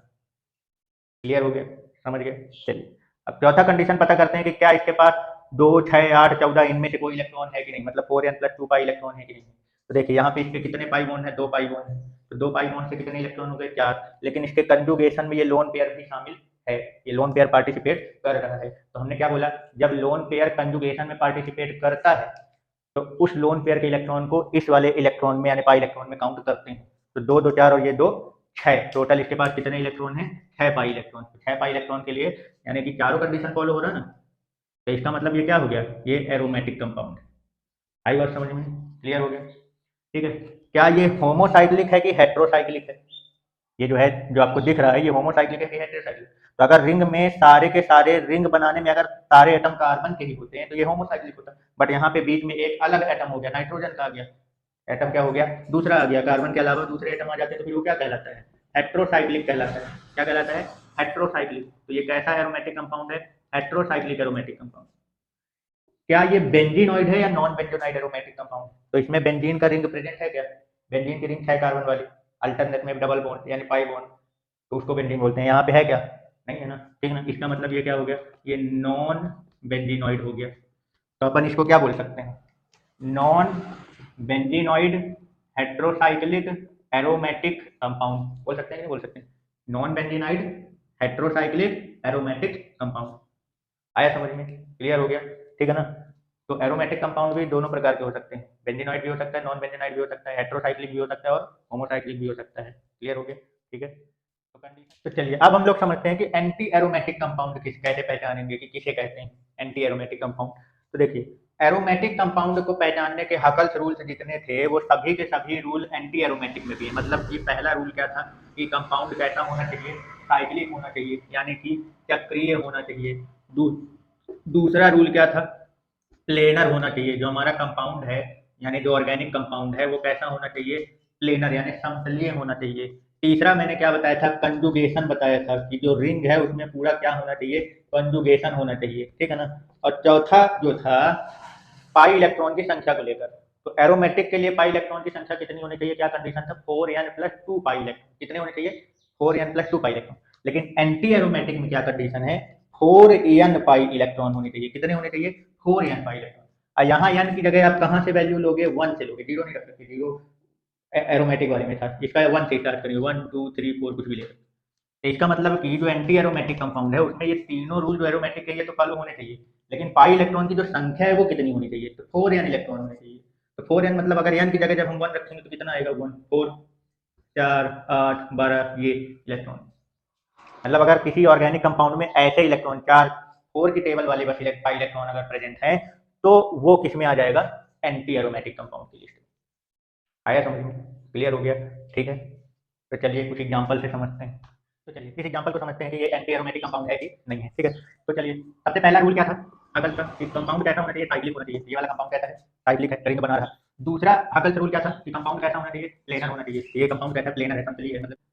तीसरा क्या होना चाहिए, कंजुगेशन होना चाहिए, क्या होना चाहिए, कंजुगेशन होना चाहिए। तो इसमें कंजुगेशन है कि नहीं, तो देख लीजिए कि अल्टरनेट में चीजें चल रही कि नहीं चल रही है। देखिए पहला क्या हुआ, मान लीजिए प्लस, फिर क्या आया सिग्मा बॉन्ड, फिर ये क्या है पाई बॉन्ड, फिर क्या आया सिग्मा बॉन्ड, फिर यहाँ देखो क्या आया प्लस, फिर यहाँ देखो सिग्मा बॉन्ड, फिर ये वाले में एक पाई बॉन्ड मिल गया, फिर आगे बढ़िए ये सिग्मा बॉन्ड, फिर आगे बढ़िए तो प्लस। तो सारी चीजें कैसी चल रही हैं, अल्टरनेट में चल रही हैं, कोई भी चीज लगातार रिपीट नहीं हुई है, ठीक है, क्लियर हो गया। तो इसका मतलब यह है कि इसमें कंजुगेशन भी है। अब चौथा कंडीशन क्या फॉलो करना चाहिए, तो यहाँ पे पहले पाई इलेक्ट्रॉन काउंट कर लीजिए कि कितने पाई इलेक्ट्रॉन है, तो 2 और 2 पाई बॉन्ड बन रहे हैं, इसका मतलब इसके पास कितने इलेक्ट्रॉन है, 4 पाई इलेक्ट्रॉन है। अब 4 पाई इलेक्ट्रॉन कौन से कंडीशन को फॉलो करते हैं, 4n पाई इलेक्ट्रॉन को, जहां n = 1 रखेंगे तो कितना आ जाएगा, 4 1 जा 4, इसका मतलब ये है कि एंटी एरोमेटिक के कंडीशन को क्या कर रहा है, फॉलो कर रहा है। तो इसका मतलब ये कैसा कंपाउंड हो गया, एंटी एरोमेटिक कंपाउंड। समझ गए, क्लियर हो गया। अच्छा, क्या ये होमोसाइक्लिक है कि हेट्रोसाइक्लिक है? होमोसाइक्लिक है कि हेट्रोसाइक्लिक है? तो देखिए इसमें जो रिंग बनाने का काम कर रहा है वो सारे के सारे क्या है, कार्बन है। यहाँ पे किसको माना जाएगा, कार्बन को। यानी रिंग बनाने में सभी एटम कौन से हैं, कार्बन के। मतलब ये कैसा है, होमोसाइक्लिक है। कैसा है, होमोसाइक्लिक। ये बेंजीनॉइड है कि नॉन बेंजीनॉइड? तो ये बेंजीन नहीं है। बेंजीन में क्या बोला था, अल्टरनेट में पाई बॉन्ड होते हैं पूरे यार, ये प्लस माइनस वगैरह कुछ नहीं होते, ठीक है ना। यहाँ पे पाई, जैसे यहाँ पाई फिर सिग्मा फिर यहाँ पाई होना चाहिए, फिर सिग्मा फिर पाई। बेंजीन का रिंग जो होता है वो कैसा होता है, ऐसा होता है ये। तो ये बेंजीन नहीं है, आया समझ में। यानी कि इसका मतलब ये क्या हो गया, नॉन बेंजीनॉइड हो गया। कैसा है ये, नॉन बेंजीनॉइड कंपाउंड। तो इसका मतलब ये क्या हो गया, homocyclic non benzenoid anti aromatic compound. क्या है, homocyclic non benzenoid anti aromatic compound. Clear हो गया। या आप एक खाली तरह भी बोल सकते हो, होमोसाइक्लिक एंटी एरोमेटिक कंपाउंड भी बोल सकते हो। समझ गए। चलिए ये वाला एग्जांपल समझते हैं कि ये कैसा है। ठीक, तो देखिए क्या ये सारे कंडीशन को ये फॉलो कर रहा है कि नहीं कर रहा। पहला क्या होना चाहिए, साइक्लिक, तो ये साइक्लिक है। क्लियर हो गया, पहला तो फॉलो होना। दूसरा प्लेनर, तो ये प्लेनर है। तीसरा कंजुगेशन, देखिए तो इसमें कंजुगेशन है कि नहीं है। तो देखिए यहाँ पे क्या है, पहला ये माइनस चार्ज है। क्या है, माइनस चार्ज। तो माइनस, फिर सिग्मा बॉन्ड, फिर ये पाई बॉन्ड, फिर ये सिग्मा, फिर ये देखो यहाँ पे लोन पेयर आ गया। कौन है, लोन पेयर। फिर उसके बाद ये वाला बॉन्ड जो सिंगल बॉन्ड दिख रहा है, ये कौन सा हो गया, सिग्मा। फिर यहाँ देखिए डबल बॉन्ड, तो यहाँ पे क्या आ जाएगा आपको, पाई। फिर यहाँ सिंगल बॉन्ड, तो ये देखिए सिग्मा। फिर यहाँ पे क्या आ गया, माइनस। तो पूरे रिंग में ये सारी चीजें कैसे चल रही हैं, अल्टरनेट में चल रही हैं। इसका मतलब ये हो गया कि इसमें कंजुगेशन भी है। अब पाई इलेक्ट्रॉन काउंट कर लेते हैं कि इसमें टोटल कितने पाई इलेक्ट्रॉन है, ठीक है ना। तो देखिए दो पाई बॉन्ड बन रहे हैं। कितने पाई बॉन्ड बन रहे हैं, दो पाई बॉन्ड। तो इसके चार पाई इलेक्ट्रॉन काउंट हो गए। और मैंने बताया था कि अगर लोन पेयर जो है वो कंजुगेशन में पार्टिसिपेट कर रहा है तो उसके भी इलेक्ट्रॉन को पाई में क्या किया जाएगा, काउंट किया जाएगा। तो चार तो पाई वाले के हो गए, दो लोन पेयर के हो गए। एक चीज और ध्यान रखना, अगर माइनस भी है रिंग में, हमारे पास क्या है, निगेटिव चार्ज भी है, तो निगेटिव चार्ज में भी एक्चुअली में दो इलेक्ट्रॉन माने जाते हैं। कि उसके पास जैसे एक इलेक्ट्रॉन तो मान लो इसके पास है, इसने एक एक्स्ट्रा इलेक्ट्रॉन किसी का ले लिया है। किसी भी एटम के ऊपर माइनस का चार्ज कब चढ़ता है, जब वो एक एक्स्ट्रा इलेक्ट्रॉन क्या कर ले, अपनी तरफ खींच ले, तो उस पर एक माइनस का चार्ज चढ़ जाएगा। तो एक तो इसके पास इलेक्ट्रॉन पहले से था, को वैलेंट बॉन्ड बना के रखा था, तो उसका एक पहले से था, और एक इसने अदर एटम एक इलेक्ट्रॉन और इसने खींच लिया, तो उस पर माइनस का चार्ज आ गया। तो इसके पास टोटल कितने हो गए, दो इलेक्ट्रॉन। तो ये चीज को ध्यान रखिएगा कि अगर किसी पे माइनस का चार्ज चढ़ा हुआ है तो उसके भी पास माना जाता है कि उसके पास दो इलेक्ट्रॉन है। और इस दो इलेक्ट्रॉन को भी इस पाई इलेक्ट्रॉन में क्या करके काउंट करेंगे। तो यानी कि दो इसके पास और आ गए, तो टोटल कितने हो गए, आठ पाई इलेक्ट्रॉन। कितने हो गए, आठ पाई इलेक्ट्रॉन। अब ये आठ पाई इलेक्ट्रॉन कौन से वाले रूल को फॉलो कर रहा है, 4n+2 या 4n2? 4n को फॉलो कर रहा है ना। n की जगह अगर अपन क्या ले लेते हैं, दो ले लेते हैं, तो 4 2 या कितना हो जाएगा, 8। तो आठ पाई इलेक्ट्रॉन। तो किस वाले रूल में आ रहा है, 4n पाई वाले। तो ये इस कंडीशन को क्या कर रहा है, फॉलो कर रहा है, एंटी एरोमेटिक। इसका मतलब ये कैसा कंपाउंड हो गया, ये हो गया आपका एंटी एरोमेटिक कंपाउंड। क्लियर हो गया, समझ गए, ठीक है। तो अब ये बताओ कि ये होमोसाइक्लिक है कि हेट्रोसाइक्लिक है। तो सीधी सी बात है, यहाँ पे देखिए सल्फर है, कार्बन के अलावा दूसरा एटम भी प्रेजेंट है रिंग में। इसका मतलब ये कैसा हो गया, हेट्रोसाइक्लिक हो गया। क्लियर हो गया, ठीक है ना। ये बेंजीनॉइड है कि नॉन बेंजीनॉइड, सीधी सी बात है, बेंजीन जो होता है वो एरोमेटिक कंपाउंड है, और ये कैसा है, anti aromatic compound. Anti aromatic compound में तो बेंजीन आ ही नहीं सकता, क्योंकि बेंजीन एरोमेटिक का टाइप है। समझ गए, तो उसको बोलने की जरूरत नहीं है। आप इसको ऐसे बोल सकते हो, हेट्रोसाइक्लिक एंटी एरोमेटिक कंपाउंड। क्या बोल सकते हो, हेट्रोसाइक्लिक एंटी एरोमेटिक कंपाउंड। ये वाला homocyclic anti aromatic compound. Clear हो गया कि एरोमेटिक और एंटी एरोमेटिक कंपाउंड किसको बोलते हैं, ठीक है। ठीक, चलिए आगे बढ़ते हैं। तो चलिए अब नॉन एरोमेटिक कंपाउंड को समझते हैं कि नॉन एरोमेटिक कंपाउंड किसे कहते हैं।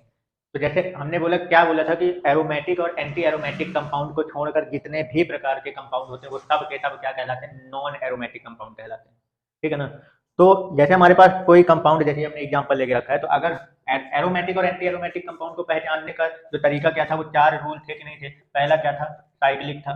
दूसरा क्या था, प्लेनर था, ठीक है ना। तीसरा क्या था, कंजुगेशन था। और चौथा क्या था, एरोमेटिक के लिए क्या था, 4n+2 पाई इलेक्ट्रॉन। और एंटी एरोमेटिक के लिए 4n पाई इलेक्ट्रॉन, ठीक है ना।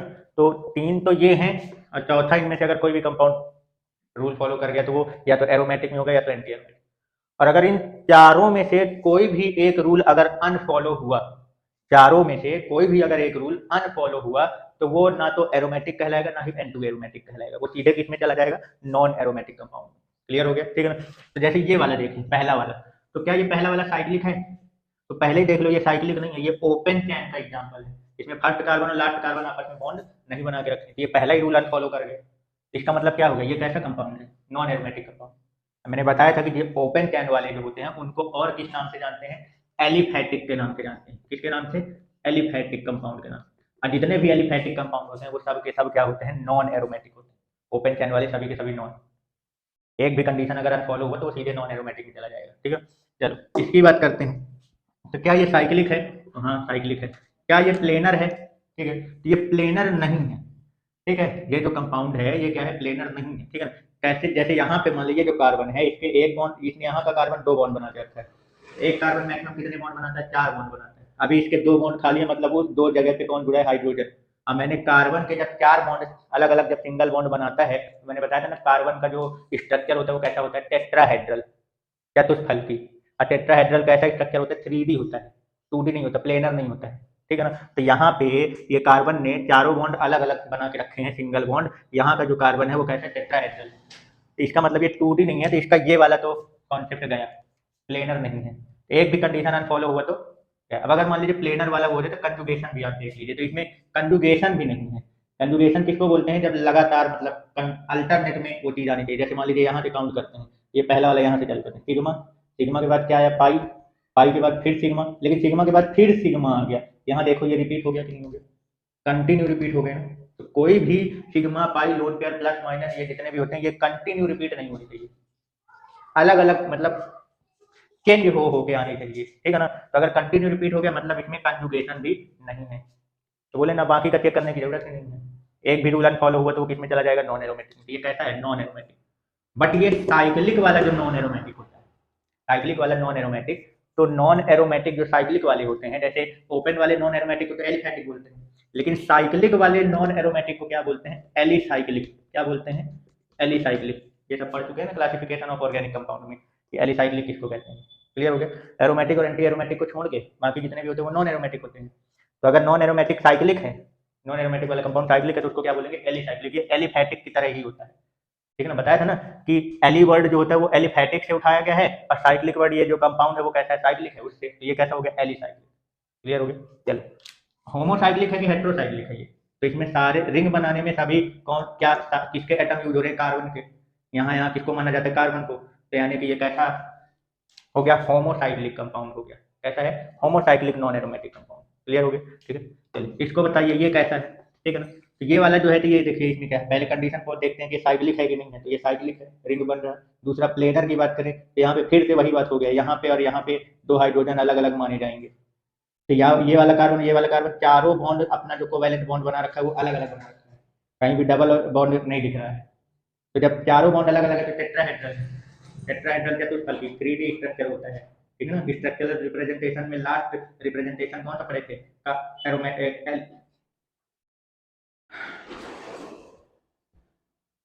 ठीक है। तो ये ना, तो ये प्लेनर कंपाउंड भी नहीं है, ठीक है ना। तो ये वाला भी कंडीशन इसका क्या हो गया, अनफॉलो हो गया।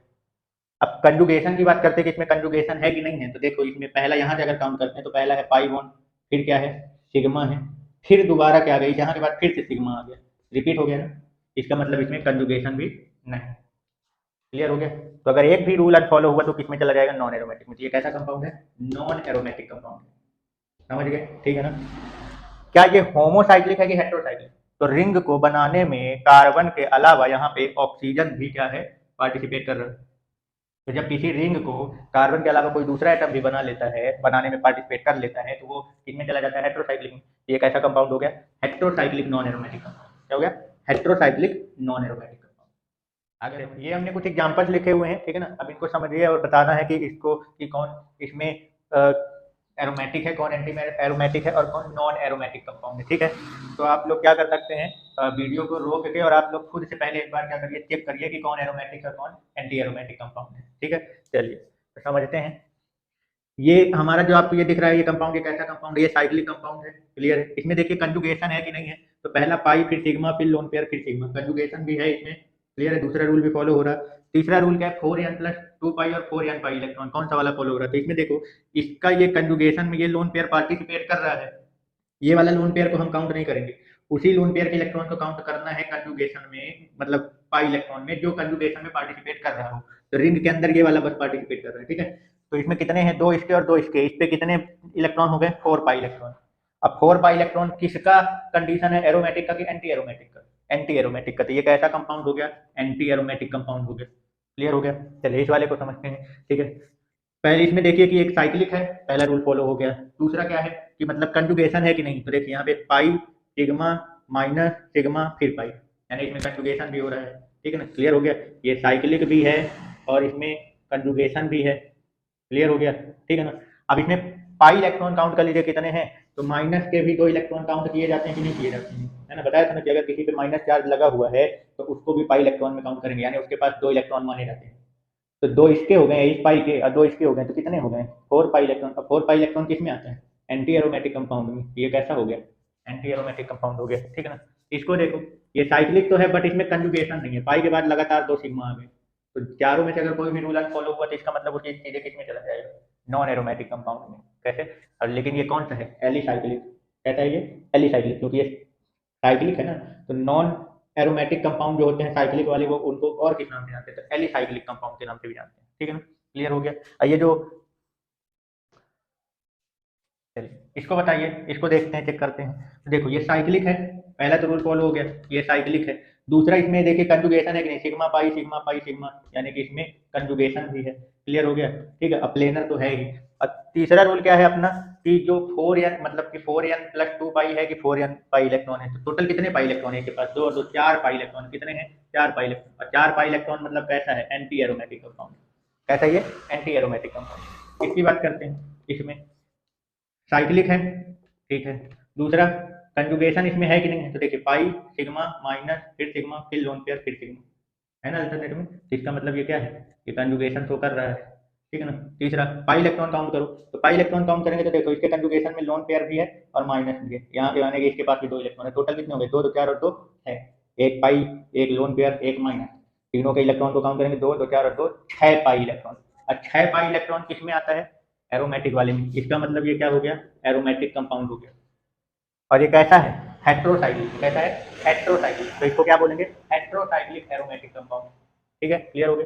तो इसकी बात करते हैं, ये साइक्लिक तो है बट इसमें कंजुगेशन नहीं है, एक भी रूल अनफॉलो हुआ तो किसमें चला जाएगा, नॉन एरोमेटिक कंपाउंड में, ठीक है। क्लियर हो गया। अब यहाँ पे जो एग्जाम्पल लिखे हुए हैं, ठीक है ना, इस ये होमवर्क में है आप लोगों के लिए, ठीक है ना। इसको आप लोग खुद से करिए, ठीक है ना। और इसका आंसर जो है वो आप लोग कमेंट्स में लिख के बताइए कि 7 8 9 और 10 में नंबर लिख के बताइएगा कि कौन सा वाला कंपाउंड जो है वो एरोमेटिक है, एंटी एरोमेटिक है, नॉन एरोमेटिक है।